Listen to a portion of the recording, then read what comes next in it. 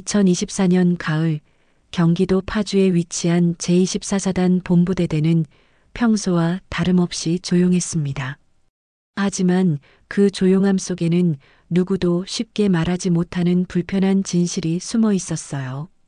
윤서연 하사, 중령님께서 부르십니다. 행정계 사무실에서 타자를 치고 있던 윤서연은 고개를 들었습니다. 28살의 서연은 입대 후 3년간 한 번도 징계를 받지 않은 모범 군인이었어요. 성실하고 꼼꼼한 성격 덕분에 상관들의 신뢰를 받았죠. 하지만 최근 들어 묘한 기분이 들었습니다. 또요? 어제도 부르셨는데. 서연이 중얼거리자 옆자리에 김지은 상병이 걱정스러운 표정을 지었어요. 지은은 서연보다 1살 어리지만 같은 내무반에서 지내며 언니처럼 의지하는 사이였습니다. 언니, 요즘 중령님이 너무 자주 부르시는 것 같지 않아요? 뭔가 이상하다고 생각 안 해요? 지은의 말에 서연은 잠시 멈칫했습니다. 사실 서연도 같은 생각을 하고 있었거든요. 오태경 중령은 50대 중반의 유부남으로 부대 내에서도 엄격하기로 유명했어요. 그런데 유독 서연에게만은 다른 태도를 보였습니다. 개인적인 심부름도 시키고 정말 이상해요. 서연은 한숨을 쉬며 자리에서 일어났습니다. 며칠 전부터 오태경 중령은 서연에게 공적인 업무가 아닌 개인적인 일들을 시키기 시작했어요. 집에 가는 길에 약국에 들러 소화제를 사오라거나 부인 몰래 담배를 사달라는 식의 부탁들이었죠. 그냥 빨리 다녀올게요. 서연이 중령실로 향하는 동안 지은은 불안한 마음을 떨칠 수 없었습니다. 부대 내 다른 여군들 사이에서도 오태경 중령에 대한 이상한 소문들이 돌고 있었거든요.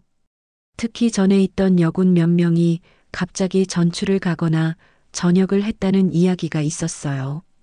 윤서연 하사, 들어와요. 중령실 안에서 들려온 목소리에 서연은 문을 열고 들어갔습니다. 오태경 중령은 책상에 앉아 서류를 보고 있었어요. 그런데 이상했습니다. 평소와 달리 문을 완전히 닫으라고 했거든요. 앉아요. 오늘은 좀 특별한 부탁이 있어서 불렀습니다. 오태경 중령의 말에 서연은 긴장했습니다. 중령의 눈빛이 평소와 달라 보였거든요. 뭔가 끈적끈적하고 불쾌한 시선이었어요. 집사람이 요즘 몸이 안 좋아서 말이에요. 이 약을 좀 전해달라고 하더군요.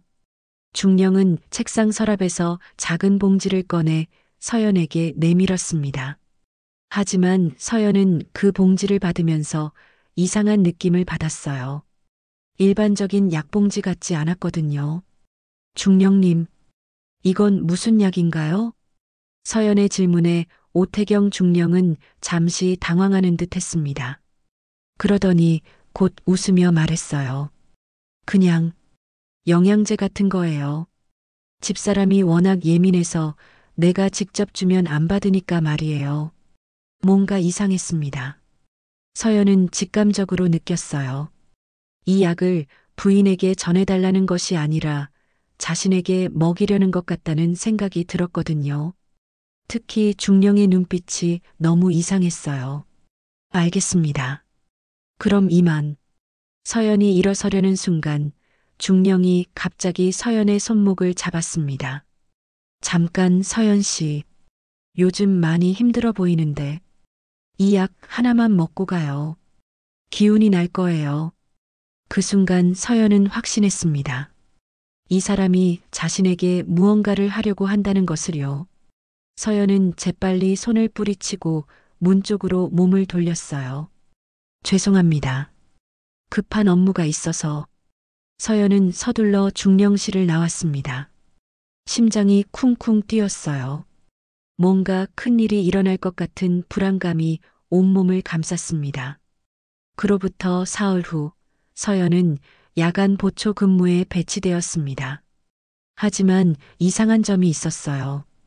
평소라면 이등병이나 일병이 서는 야간 보초를 하사인 서연이 서게 된 거였죠. 언니, 이거 정말 이상해요. 왜 갑자기 언니가 야간 보초를 서야 하는 거예요? 지은이 걱정스러운 표정으로 물었습니다. 서연도 마찬가지로 의아했어요. 근무 배치표를 보니 오태경 중령이 직접 지시한 것으로 되어 있었거든요. 그냥 견뎌내야겠어요. 명령이니까. 서연은 담담히 말했지만 속으로는 불안했습니다. 특히 보초 위치가 중령 관사 근처라는 점이 더욱 신경 쓰였어요. 오후 11시 서연은 보초 근무에 투입되었습니다. 가을밤 찬 공기가 뺨을 스쳤어요. 평소 같으면 동료와 함께 교대로 서는 보초였는데 이번에는 혼자였습니다. 그것도 이상했어요. 이상하다. 왜 혼자 서라고 하는 거지? 서연은 무전기를 확인했습니다. 정상적으로 작동하고 있었어요. 하지만 마음 한구석에는 계속 불안감이 자리 잡고 있었습니다. 자정이 넘어가자 사방이 고요해졌어요. 그때였습니다. 중령 관사 쪽에서 희미한 불빛이 보였어요. 창문 사이로 누군가가 움직이는 그림자가 보였습니다. 이 시간에 중령님이 깨어 계시나? 서연이 중얼거리는 순간 관사 쪽에서 발걸음 소리가 들렸어요. 누군가가 서연 쪽으로 다가오고 있었습니다.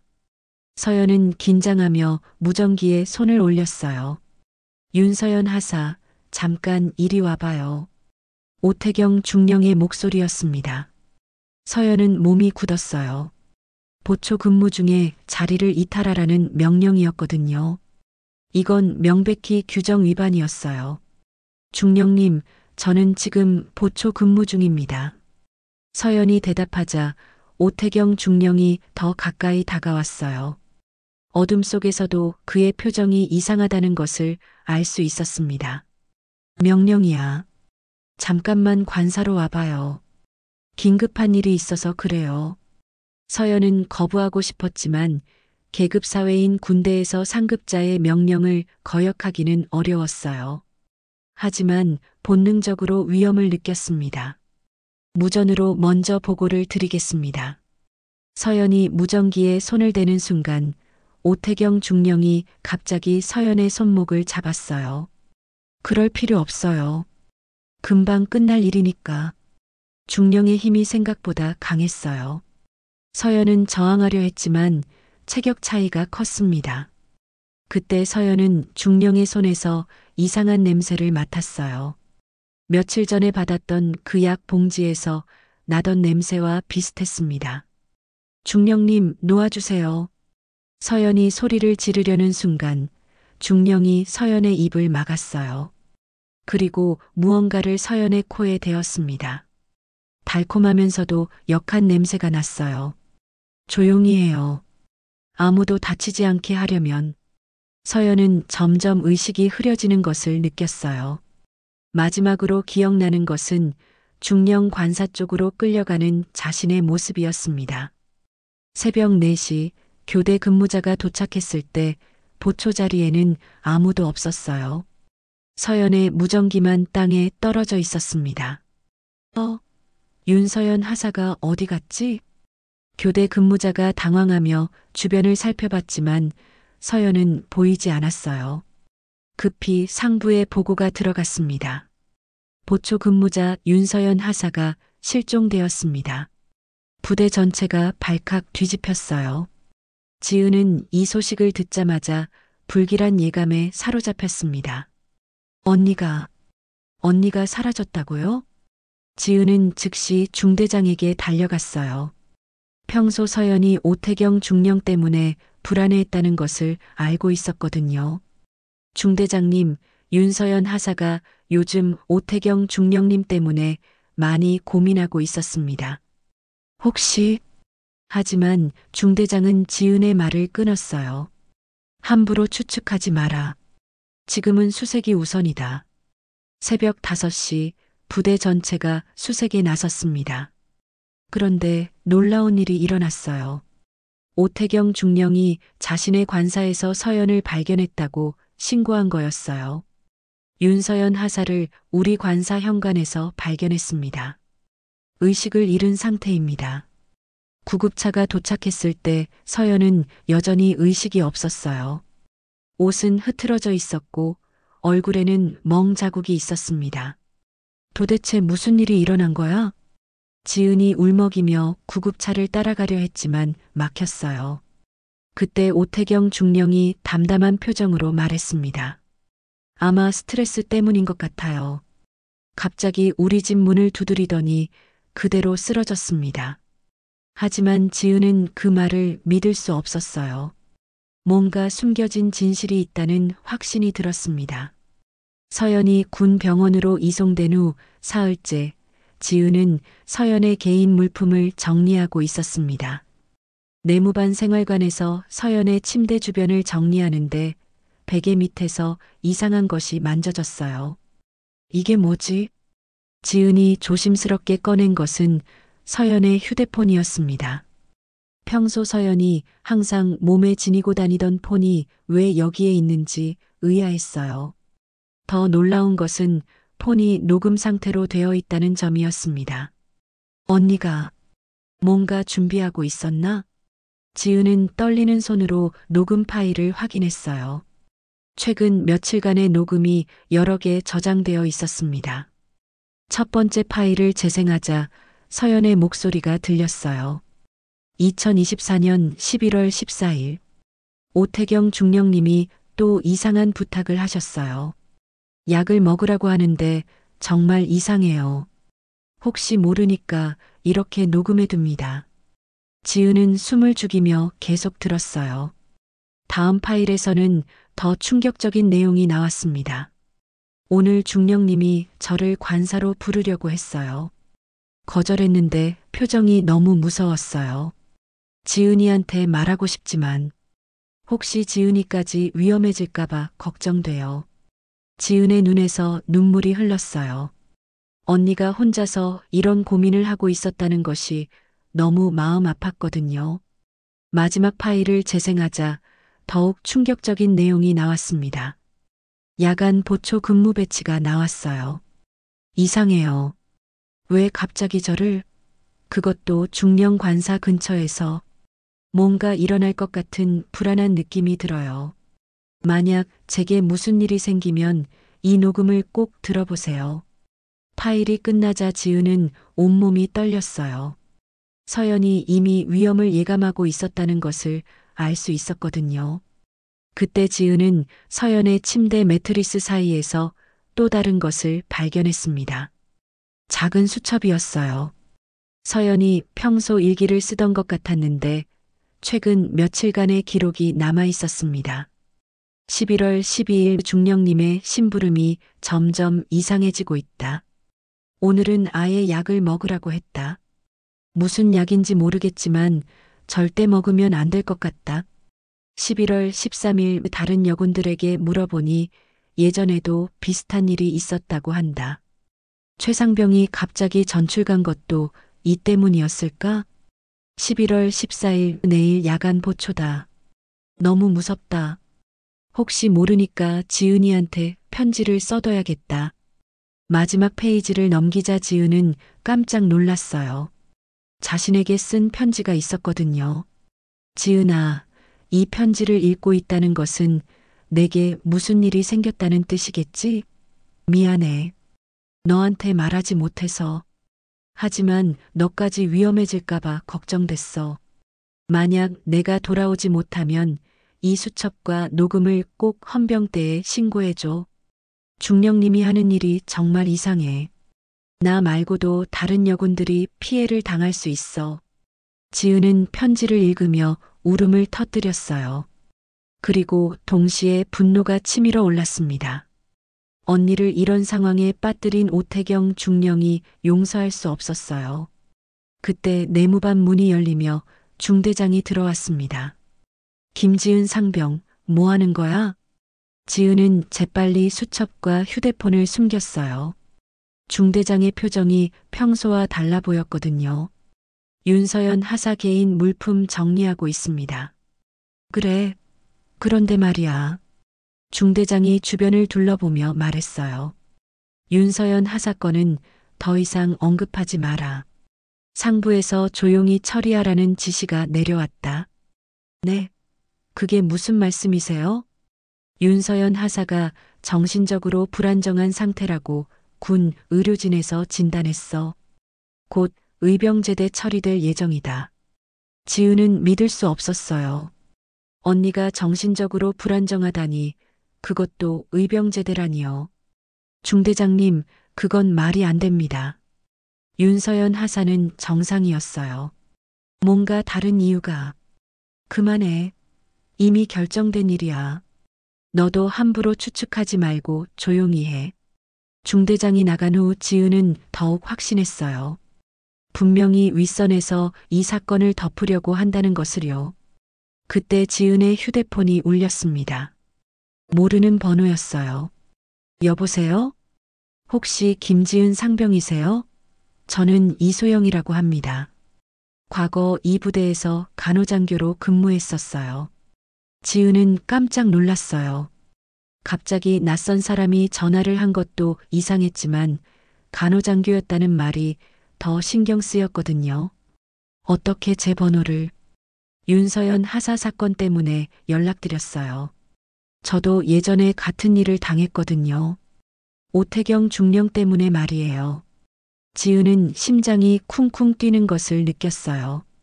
역시 서연만의 일이 아니었던 거예요. 지금 만날 수 있을까요? 절대 혼자 당하시면 안 돼요. 제가 증거를 좀 가지고 있어요. 증거요? 네, 하지만 조심해야 해요. 부대 내에 오태경 중령을 보호하려는 세력이 있어요. 만나서 자세히 얘기해 드릴게요. 전화가 끝난 후 지은은 결심했어요. 언니를 위해서라도 진실을 밝혀내야 한다고 말이에요. 그런데 그때 멀리서 검은 연기가 피어오르는 것이 보였습니다. 저게 뭐지? 연기가 나는 곳은 부대 내 창고 쪽이었어요. 누군가가 무언가를 태우고 있는 것 같았습니다. 지은은 불길한 예감이 들었어요. 그날 오후 지은은 부대 밖 작은 카페에서 이소영을 만났습니다. 30 초반으로 보이는 이소영은 깔끔한 정장 차림이었지만 얼굴에는 깊은 피로가 드러나 있었어요. 정말 고마워요. 이렇게 나와주셔서. 지은이 인사하자 이소영은 쓴웃음을 지었습니다. 고마울 게 뭐예요. 제가 더 일찍 나섰어야 했는데. 윤서연 하사한테 이런 일이 생기다니. 이소영은 가방에서 두꺼운 파일을 꺼냈어요. 그 안에는 여러 문서들과 사진들이 들어 있었습니다. 이게 뭐예요? 제가 2022년부터 2023년까지 그 부대에 있으면서 모은 증거들이에요. 오태경 중령이 어떤 식으로 여군들을 상대로 일을 저질렀는지. 이소영이 첫 번째 문서를 보여주자 지은은 깜짝 놀랐어요. 그것은 약물 구매 내역서였거든요. 이건 수면제잖아요. 맞아요. 오태경 중령이 개인적으로 구매한 약물들이에요. 공식적으로는 부인의 불면증 치료용이라고 했지만 이소영이 다른 서류를 펼쳤습니다. 이 약들이 실제로 사용된 건 부인이 아니라 부대 내 여군들에게였어요. 지은은 서류를 자세히 살펴봤어요. 놀랍게도 여러 여군들의 의무 기록이 첨부되어 있었습니다. 모두 갑작스런 실신이나 기억 상실을 겪었다고 되어 있었어요. 최상병도 여기 있네요. 언니가 말했던 그 사람. 최상병뿐만 아니라 박일병, 한상병 모두 비슷한 증상을 겪었어요. 그리고 모두 갑자기 전출을 가거나 전역했죠. 이소영의 설명을 들으며 지은은 분노가 치밀어 올랐어요. 이런 일이 몇 년간 계속되어 왔다는 것이 믿어지지 않았거든요. 그런데 왜 이제서야? 왜 진작 신고하지 않으셨어요? 이소영의 표정이 어두워졌습니다. 신고했어요. 헌병대에도 상급 부대에도. 하지만 오태경 중령에게는 뒷배경이 있었어요. 뒷배경이요? 사단장의 동기예요. 육사 동기이면서 처갓끼리도 아는 사이라고 하더라고요. 그래서 제 신고는 묻혔고 오히려 저만 문제 제기하는 간호장교로 낙인 찍혔죠. 이소영이 다음 서류를 보여주자 지은은 더욱 놀랐어요. 그것은 이소영 자신의 의무 기록이었습니다. 저도 당했어요. 2023년 봄에 야간 응급 환자가 있다고 불려갔는데 중령 관사에서 깨어났어요. 옷은 흐트러져 있었고 몸 곳곳에 멍이 있었죠. 지은은 숨이 막혔어요. 서연과 똑같은 상황이었거든요. 그때도 중령은 똑같이 말했어요. 제가 스스로 문을 두드리고 들어와서 쓰러졌다고요. 하지만 저는 기억해요. 억지로 끌려갔다는 것을. 그럼 왜 아직까지 그 사람이. 증거가 부족했어요. 그리고 이소영이 마지막 서류를 보여줬어요. 이런 일도 있었거든요. 그것은 화재 사고 보고서였습니다. 2023년 여름 부대 내 의무실에서 화재가 발생해 의료 기록들이 대부분 소실되었다는 내용이었어요. 설마. 네, 맞아요. 제가 모은 증거 원본들이 모두 타버렸어요. 의무실 컴퓨터도 완전히 파괴됐고요. 너무 완벽한 타이밍이었죠. 지은은 오늘 아침에 본 검은 연기가 떠올랐어요. 혹시 또 누군가 증거를 인멸하려는 것은 아닐까요? 그래서 저는 복사본들만 가지고 전출을 신청했어요. 더 이상 버틸 수 없었거든요. 이소영이 가방에서 또 다른 것을 꺼냈습니다. 작은 녹음기였어요. 하지만 이건 살렸어요. 오태경 중령이 저에게 했던 말들이 녹음되어 있어요. 녹음기를 재생하자 남자의 목소리가 들렸습니다. 이소영 씨, 이 일을 다른 사람한테 말하면 안 돼요. 군대는 위계 질서가 중요한 곳이거든요. 당신 미래를 위해서라도. 분명히 오태경 중령의 목소리였어요.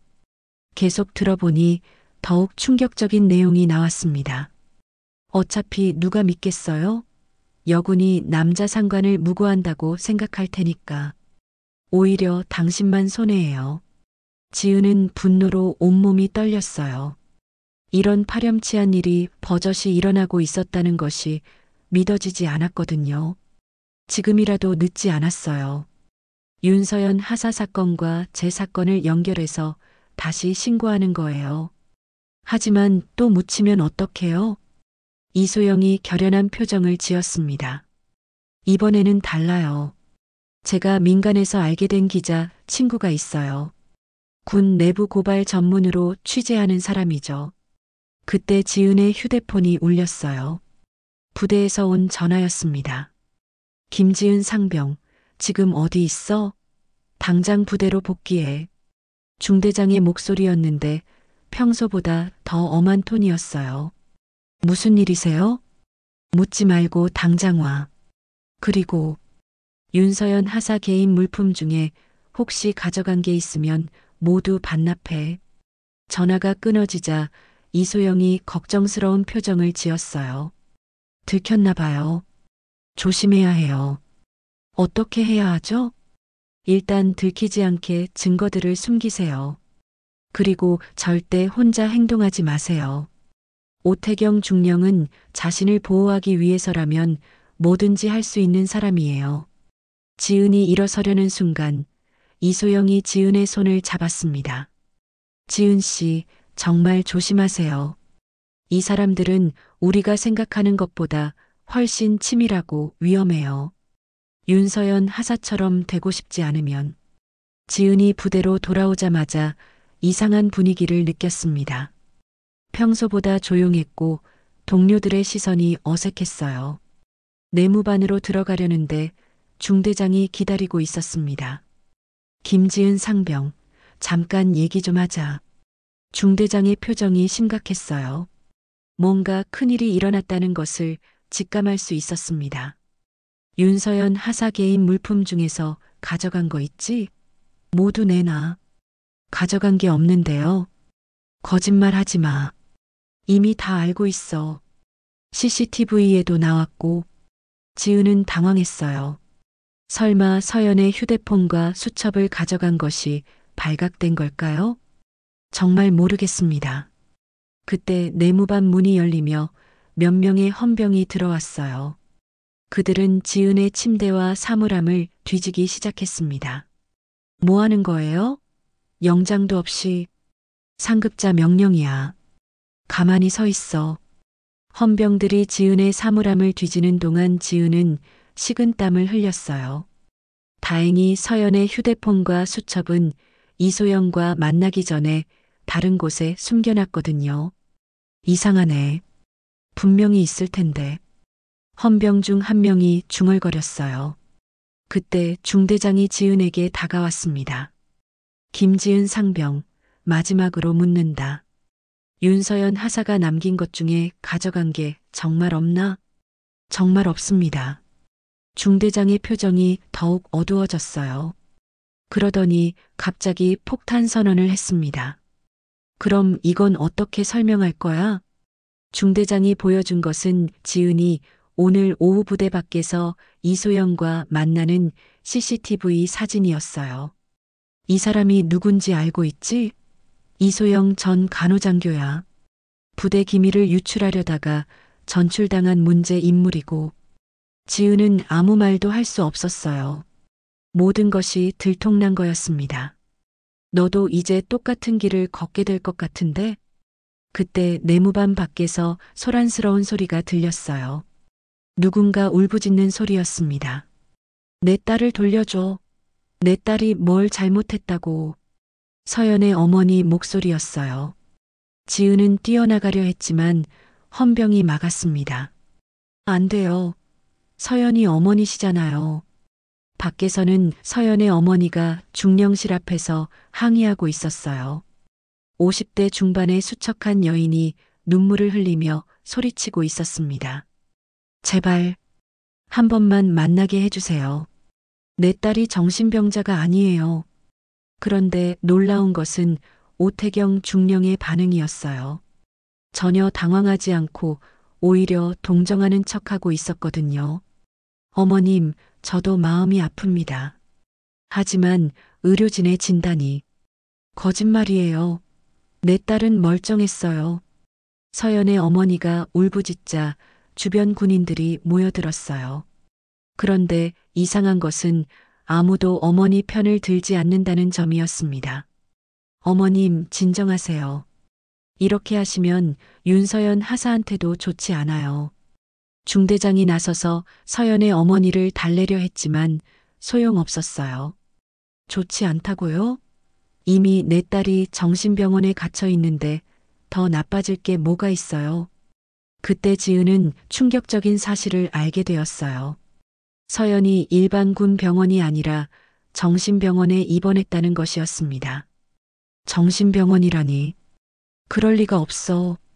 지은이 중얼거리는 것을 들은 중대장이 날카로운 시선을 보냈어요. 김지은 상병, 너도 조심해. 계속 이런 식으로 나오면 윤서연 하사와 같은 처지가 될 수도 있어. 협박이었어요. 명백한 협박이었습니다. 그날 저녁 지은은 몰래 서연이 입원한 병원에 전화를 걸어봤어요. 윤서연 환자 면회 문의드리는데요. 죄송합니다. 해당 환자는 면회 금지 상태입니다. 가족도 안 되나요? 의료진 판단에 따라 당분간은 모든 면회를 제한합니다. 전화를 끊고 나서 지은은 절망감에 빠졌어요. 서연을 완전히 고립시키려는 거였습니다. 그때 휴대폰으로 문자가 왔어요. 이소영에게서였습니다. 조심하세요. 오늘 기자 친구한테 연락했는데 이미 누군가 압력을 넣었다고 해요. 기사 쓰지 말라고. 지은은 온몸이 떨렸어요. 이들의 영향력이 생각보다 훨씬 크다는 것을 깨달았거든요. 다음 날 아침 더욱 충격적인 소식이 들려왔어요. 윤서연 하사가 자해를 시도했다는 보고가 올라왔습니다. 중대장의 말에 지은은 믿을 수 없었어요. 자해라니요? 그럴 리가 없어요. 병원에서 직접 보고한 거야. 손목에 상처를 내려고 했다고 하더군. 하지만 지은은 확신했어요. 서연이 절대 그런 사람이 아니라는 것을 말이에요. 분명히 조작된 것이었습니다.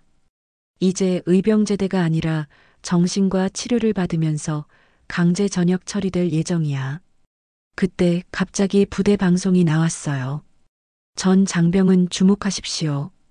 오태경 중령이 상급 부대로 영전되어 이번 주 내로 전출됩니다. 지은은 분노로 온몸이 떨렸어요. 모든 죄를 서연에게 뒤집어 씌우고 자신은 승진까지 하는 상황이었거든요. 그날 밤 지은은 결심했어요. 더 이상 당하고만 있을 수는 없다고 말이에요. 서연의 휴대폰에 있던 마지막 녹음 파일을 다시 들어봤습니다. 만약 제게 무슨 일이 생기면 꼭 진실을 밝혀주세요. 저 같은 피해자가 더 생기지 않도록. 서연의 간절한 목소리를 들으며 지은은 눈물을 흘렸어요. 그리고 마지막 희망을 걸어보기로 했습니다. 그날 밤 지은은 마지막 희망을 걸고 헌병대에 전화를 걸었습니다. 하지만 대부분의 헌병들은 이미 상급자들의 지시를 받은 상태였어요. 포기하려던 순간 한 명의 헌병이 지은의 전화를 받았습니다. 헌병대 조민철 준이입니다. 목소리가 다른 헌병들과 달랐어요. 더 진중하고 신중한 느낌이었습니다. 저 윤서연 하사 사건에 대해 신고하고 싶은데요. 윤서연 하사 사건은 이미 종결된 것으로 아는데요. 아니에요. 분명히 조작된 거예요. 증거도 있어요. 전화 너머로 잠시 침묵이 흘렀습니다. 그러더니 조민철 준이가 조심스럽게 말했어요. 내일 저녁 6시에 부대 정문 앞 편의점에서 만나죠. 혼자 나오세요. 다음 날 저녁 지은은 떨리는 마음으로 편의점에 갔습니다. 60대 초반으로 보이는 남자가 기다리고 있었어요. 군인 특유의 꼿꼿한 자세였지만 얼굴에는 깊은 피로가 어려 있었습니다. 김지은 상병이죠? 저는 조민철입니다. 조민철 준이는 30년 넘게 헌병으로 복무한 베테랑이었어요. 수많은 사건을 다뤄왔지만 최근 들어 군 내부의 부정과 은폐의 깊은 회의를 느끼고 있었습니다. 증거가 있다고 했는데 보여주세요. 지은은 서연의 휴대폰과 수첩을 꺼냈어요. 조민철 준이는 녹음 파일을 들으며 표정이 점점 굳어졌습니다. 이것만으로는 부족해요. 정황 증거일 뿐이죠. 그럼 어떻게 해야 하나요? 조민철 준이는 잠시 고민하더니 말했습니다. 사실 저도 이 사건이 이상하다고 생각했어요. 보고서를 보니까 앞뒤가 맞지 않는 부분이 너무 많았거든요. 어떤 부분이요? 윤서연 하사가 스스로 중령 관사로 갔다고 하는데 보초 근무 중에 자리를 이탈한다는 게 말이 안 되죠. 그것도 무전 연락도 없이 말이에요. 조민철 준이는 가방에서 서류를 꺼냈어요. 그래서 제가 개인적으로 조사해 봤습니다. 이상한 점들이 한두 개가 아니에요. 첫 번째 서류는 당일 근무자 명단이었어요. 보세요. 평소에는 야간 보초를 2명이 교대로 서는데 그날만 윤서연 하사 혼자였어요. 그것도 오태경 중령이 직접 지시한 거죠. 역시 계획적이었군요. 더 이상한 건 이거예요. 조민철 준이가 보여준 것은 부대 내 CCTV 관리 기록이었습니다. 그날 밤 중령 관사 주변 CCTV 세대가 모두 정기 점검이라는 이유로 꺼져 있었어요. 너무 우연의 일치죠? 지은은 분노가 치밀어 올랐어요. 모든 것이 치밀하게 계획된 범죄였던 거예요. 하지만 여기서 실수를 했어요. 조민철 준이의 눈이 번뜩였습니다. 부대 외곽 경계 철책 쪽에 있는 블랙박스는 놓쳤거든요. 민간 업체에서 설치한 거라 관리 대상에서 빠진 거죠. 그럼 혹시? 네, 그날 밤 상황이 일부 녹화되어 있어요. 하지만 문제가 있어요. 조민철 준이의 표정이 어두워졌습니다. 그 블랙박스 데이터에 접근하려면 상급 부대의 허가가 필요한데 이미 압력이 들어간 상태예요. 제가 요청했더니 불필요한 조사라며 거부당했어요. 그럼 어떻게? 불법이긴 하지만 직접 확인해 볼 수밖에 없어요. 그날 밤 자정, 조민철 준이와 지은은 조심스럽게 블랙박스가 설치된 곳으로 향했습니다. 부대 외곽이라 인적이 드물었지만 경계 근무자들의 눈을 피해야 했어요. 조심하세요. 들키면 우리 둘 다 큰일 나요. 조민철 준이는 30년간 쌓은 경험으로 능숙하게 블랙박스에 접근했습니다. 포터블 하드디스크를 연결해 데이터를 복사하기 시작했어요. 시간이 좀 걸릴 거예요. 혹시 누가 오면 신호 주세요. 지은은 주변을 경계하며 기다렸습니다. 심장이 쿵쿵 뛰었어요. 만약 들키면 정말 큰일이 날 거였거든요. 됐어요. 이제 가죠. 둘은 조심스럽게 자리를 떠났습니다. 다음 날 조민철 준이의 개인 사무실에서 영상을 확인하기로 했어요. 이튿날 저녁 지은은 떨리는 마음으로 조민철 준이의 사무실에 갔습니다. 준이는 이미 영상을 분석하고 있었어요. 믿을 수 없는 것들이 찍혀 있어요. 화면에는 그날 밤의 상황이 생생하게 담겨 있었습니다. 멀리서 찍힌 것이라 세세한 부분은 보이지 않았지만 핵심적인 순간들은 분명했어요. 저기 보세요. 오태경 중령이 윤서연 하사에게 접근하는 장면이에요. 영상에서 오태경 중령은 서연에게 다가가 무언가를 건네고 있었어요. 서연이 거부하자 중령이 서연의 팔을 잡는 것도 보였습니다. 그리고 이 부분. 다음 장면에서는 서연이 쓰러지는 모습이 나왔어요. 중령이 쓰러진 서연을 끌고 가는 장면도 선명했습니다. 이제 확실해졌어요. 윤서연 하사가 스스로 관사로 간 게 아니라 강제로 끌려간 거였어요. 지은은 눈물이 났어요. 마침내 서연의 억울함을 증명할 증거를 찾은 거였거든요. 이 영상으로 뭘 할 수 있나요? 조민철 준이는 결연한 표정을 지었습니다. 이제 더 이상 숨길 수 없어요. 제가 직접 상급 부대에 보고하겠습니다. 30년 헌병 생활을 걸고 말이에요. 혹시 준이님도 위험해지는 거 아니에요? 그럴 수도 있죠. 하지만 이런 일을 방치하면 제 양심이 허락하지 않아요. 군이 군다우려면 이런 악행은 반드시 처벌받아야 해요. 조민철 준이가 상급 부대에 영상 증거와 함께 정식 보고서를 제출한 것은 화요일 오전이었습니다. 하지만 반응은 예상과 달랐어요. 오히려 조민철 준이에게 징계 경고가 내려왔거든요. 불법적인 방법으로 수집한 증거는 인정할 수 없다. 조민철 준이는 즉시 조사를 중단하라. 하지만 조민철 준이는 포기하지 않았어요. 30년간 군 복무를 하면서 쌓아온 인맥을 총동원하기 시작했습니다. 지은 씨, 이제 정면 승부를 해야 할 때예요. 그날 저녁 조민철 준이는 지은에게 놀라운 제안을 했습니다. 국정감사 시즌이 다가오고 있어요. 국회 국방위원회에 직접 제보하는 거예요. 국정감사요? 네, 저한테 국방위 소속 의원실과 연결되는 기자 친구가 있어요. 이 사건을 공개적으로 다룰 수 있을 거예요. 하지만 그때 지은의 휴대폰이 울렸습니다. 이소영에게서 온 긴급 전화였어요. 지은 씨, 큰일 났어요. 윤서연 하사가 정신병원에서 더 위험한 상황에 처했어요. 무슨 일이에요? 병원 내부 직원이 제게 몰래 연락을 줬는데 윤서연 하사가 강제로 전기 충격 치료를 받을 예정이래요. 내일 모레. 지은은 온몸이 떨렸어요. 전기 충격 치료라니 그것도 강제로요. 그걸 왜 하는 거예요? 기억을 지우려는 거예요. 전기 충격 치료를 받으면 사건 당일의 기억이 사라질 수 있거든요. 조민철 준이도 이 소식을 듣고 충격을 받았어요. 이제 정말 시간이 없어요. 당장 움직여야 해요. 그날 밤 조민철 준이는 마지막 카드를 꺼냈습니다. 육군 중앙수사단에 직접 연락한 거였어요. 중령님, 저는 제24사단 헌병대 조민철 준이입니다.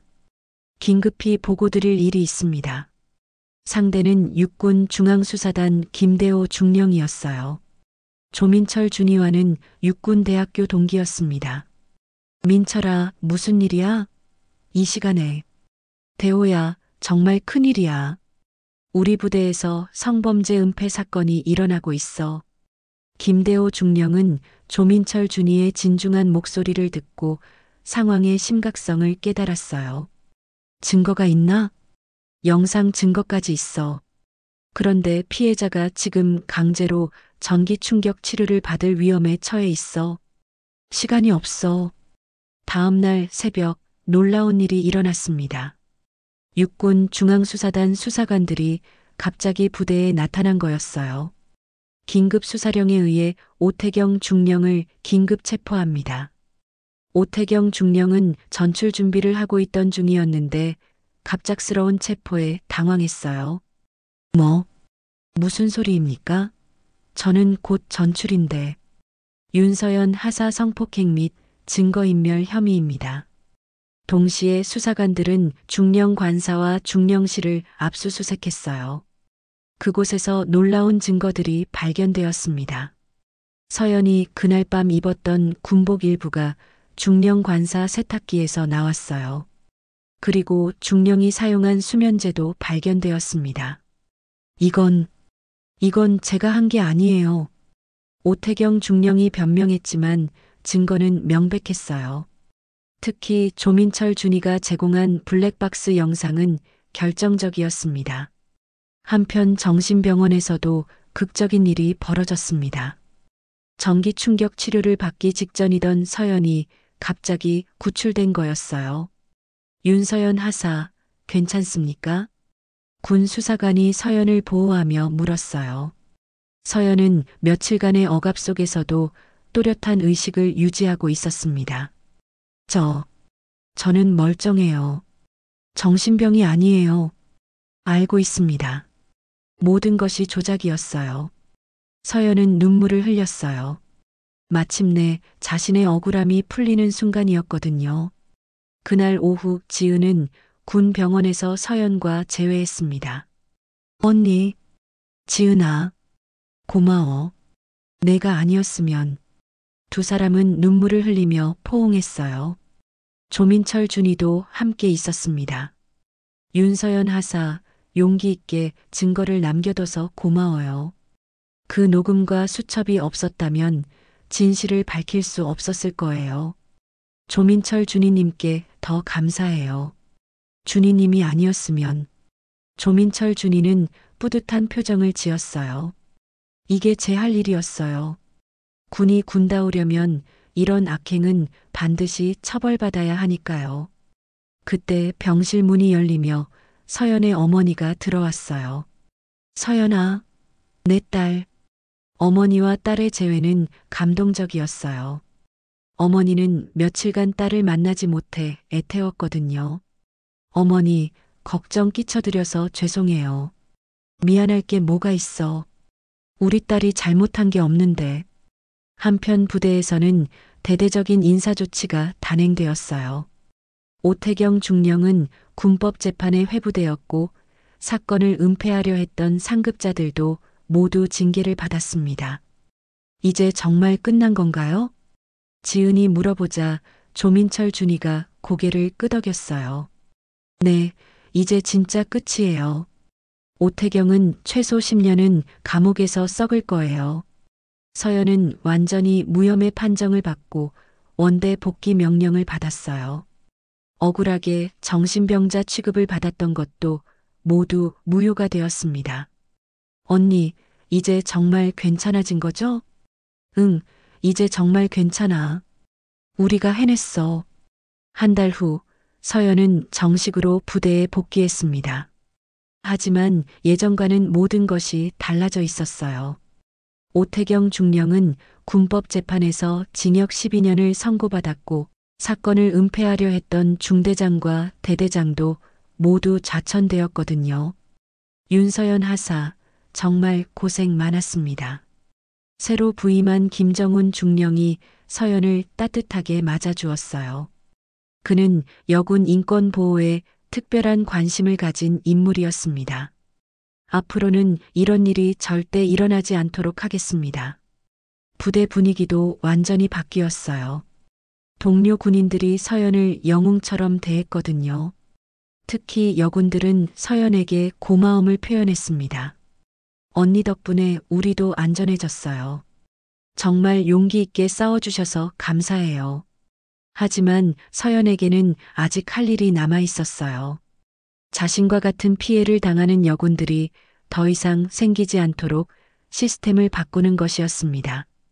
지은아, 우리가 새로운 일을 시작해야 할 것 같아. 무슨 일요, 언니? 여군 인권 보호 시스템을 만드는 거야. 더 이상 우리 같은 피해자가 나오지 않도록. 그때 조민철 준이가 찾아왔어요.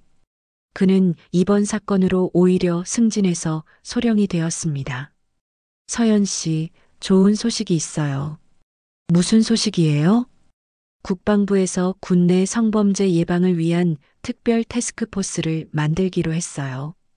그런데 당신들을 TF 멤버로 추천하고 싶어서요. 서연과 지은은 놀랐어요. 자신들이 그런 중요한 일에 참여할 수 있다니요. 저희가 정말 할 수 있을까요? 물론이죠. 실제 피해를 당한 사람의 경험만큼 소중한 게 없어요. 그리고 지은 씨 같은 증인의 역할도 중요하고요. 일주일 후 서연과 지은은 국방부 청사에 있었어요. 화려한 회의실에서 군 고위 간부들과 함께 앉아 있는 것이 꿈만 같았습니다. 윤서연 하사, 이번 사건을 통해 얻은 교훈이 무엇인지 말씀해 주세요. 국방부 차관이 물어보자 서연은 또렷하게 대답했어요. 가장 중요한 것은 피해자의 목소리를 듣는 시스템이에요. 저는 여러 번 도움을 요청했지만 묻혔거든요. 계급에 관계없이 신고할 수 있는 독립적인 기구가 필요해요. 구체적으로 어떤 방안을 제시하고 싶으신가요? 먼저 모든 여군이 익명으로 신고할 수 있는 한라인을 만들어야 해요. 그리고 신고 접수 즉시 조사에 들어가는 시스템도 필요하고요. 지은도 손을 들었어요. 피해자를 보호하는 시스템도 중요해요. 저희 언니처럼 오히려 피해자가 정신병자 취급받는 일은 절대 있어서는 안 돼요. 회의에 참석한 모든 사람들이 고개를 끄덕였어요. 실제 경험에서 나온 제안이라 더욱 설득력이 있었거든요. 한 달 뒤 서연과 지은의 제안이 반영된 군내 성범죄 예방 및 피해자 보호 지침이 발표되었어요. 모든 부대에 독립적인 신고센터가 설치되었고 피해자 보호 프로그램도 시작되었습니다. 와, 정말 우리가 제안한 내용들이 다 들어갔네. 지은이 흥분하며 말하자 서연도 뿌듯해했어요. 이제 후배 여군들이 우리 같은 일을 당하지 않겠네. 그해 연말 서연과 지은 그리고 조민철 소령은 국방부 장관 표창을 받았어요. 군내 인권 보호에 기여한 공로라는 이유였습니다. 시상식 후 세 사람은 함께 저녁을 먹었어요. 조민철 소령님 정말 감사해요. 소령님이 아니었으면 서연이 고마움을 표현하자 조민철 소령이 웃으며 말했어요. 고마울 건 없어요. 이게 제 할 일이었으니까. 군이 군다우려면 너희 같은 용기 있는 사람들이 필요해요. 그런데 소령님은 왜 그렇게 도와주셨어요? 위험할 수도 있었는데. 내가 군복을 입은 이유가 뭔지 생각해 봤어요. 나라를 지키는 것도 중요하지만 동료 군인들을 지키는 것도 마찬가지로 중요하다고 생각해요. 지은이 감동받아 눈물을 흘렸어요. 소령님 같은 분이 계셔서 군대가 희망이 있는 것 같아요. 이듬해 봄 서연은 상사로 진급했어요. 그리고 새로 설치된 여군 인권보호센터의 책임자로 임명되었습니다.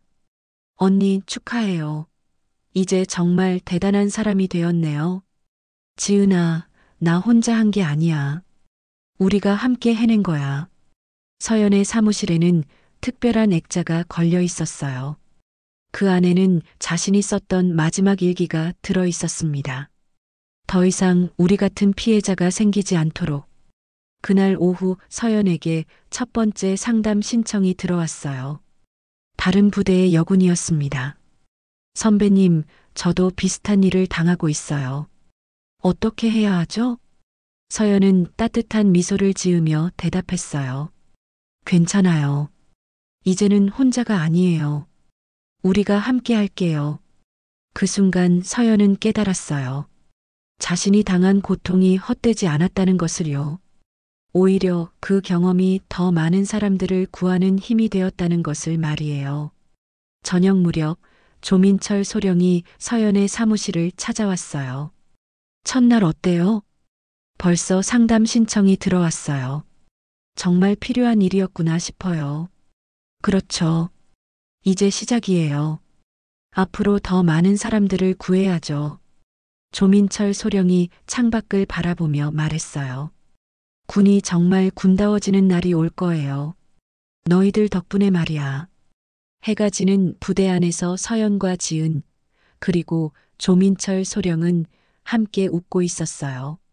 힘들었던 시간들이 결국 더 나은 미래를 만드는 밑거름이 되었다는 것을 알기 때문이었습니다. 그들의 용기는 군 전체를 바꾸는 시작점이 되었고, 앞으로도 계속될 변화의 희망이 되었습니다.